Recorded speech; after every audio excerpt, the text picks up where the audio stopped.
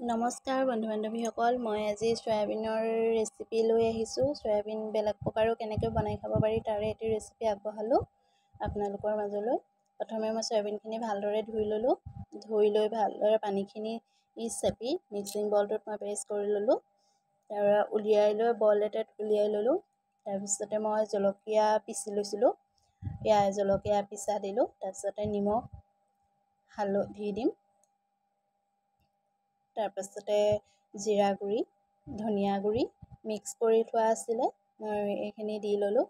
দি লৈ ইয়াত মই সামান্য বেচন কৰিম, কাৰণ চয়াবিনখিনি শুকানেই হয়, বেছি তিতাও নহয়, কাৰণ পানীখিনি মই ভাল কৰি চেপি লৈছিলোঁ। সেইকাৰণে সেইটো পৰিমাণ অনুযায়ী বেচন দিব লাগিব। মই সেই পৰিমাণ অনুযায়ী বেচন দিলোঁ। বেচন দি মই চয়াবিনবোৰ ধুনীয়াকৈ এনেকৈ মুঠি মুঠিকৈ বনাই লৈছোঁ। দেখিছেনে, মুঠি মুঠিকৈ বনাই লৈ মই এনেকৈ বনাই ল'লোঁ। আৰু এইফালে মই কেৰাহী গৰম হ'বলৈ দি কেৰাহীত তেল দি ল'লোঁ। তেল অলপ সৰহকৈ দিব লাগিব, কাৰণ চয়াবিনৰ সেই মুঠীয়াখিনি ভাজিব লাগিব। তাৰপিছতে মই এটা এটাকৈ মুঠীয়া বনাই লৈছিলোঁ। সেই মুঠীয়াখিনি মই ধুনীয়াকৈ এনেকৈ তেলত ফ্ৰাই কৰি ল'লোঁ। অকণমান তেল ওপৰত দি দিব লাগিব, যাতে আৰু সাৱধানে লৰাব লাগিব, যাতে পটককৈ ভাঙি নাযায়। দেখিছে নহয়, এপিঠ মই এনেকৈ ধুনীয়াকৈ ৰঙা কৰিকৈ ভাজি ল'লোঁ। আৰু এনেকৈ ভাজি হোৱাৰ পিছত দুই পিঠি ভাজি হোৱাৰ পিছত মই তুলি ল'লোঁ। তাৰপৰা কেৰাহীত তেল গৰম হ'বলৈ দি এয়া তেজপাত, গোটা জিৰা দি দিম মই তেলত। গোটা জিৰা দিলোঁ আৰু লৰাই দিলোঁ। জিৰাখিনি ভালদৰে হওক। তাৰপিছত মই টুকুৰা টুকুৰাকৈ আলু কাটি লৈছিলোঁ।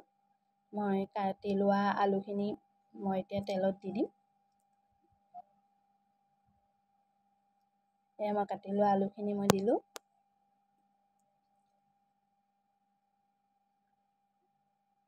আলুখিনি ধুনীয়াকৈ ভাজি ল'ব লাগিব। আৰু মই এয়া আলুত নিমখ দি দিলোঁ। নিমখ দি দিয়াৰ লগে লগে আলুখিনি অকণমান সোনকালেও সিজিব।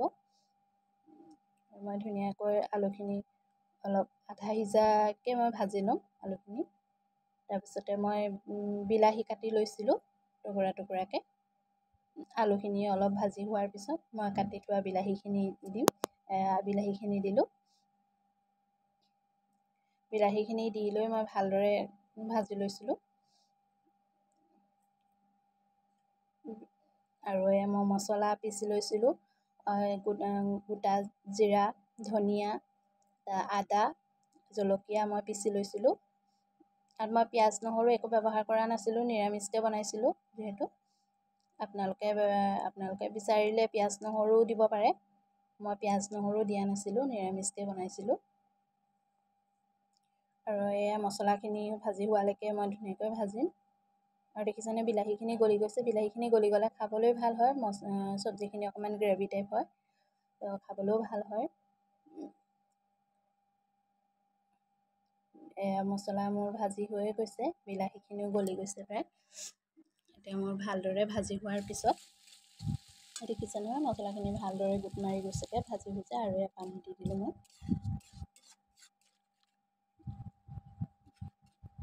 পানী আপোনালোকৰ আন্দাজমতে দিব। কোনোবাই জোল বেছিকৈ খায় আৰু কোনোবাই কমকৈ খায়। সেইটোৱে পানীখিনি উতল অহাৰ পিছত মই মুঠীয়াখিনি মই দি দিলোঁ।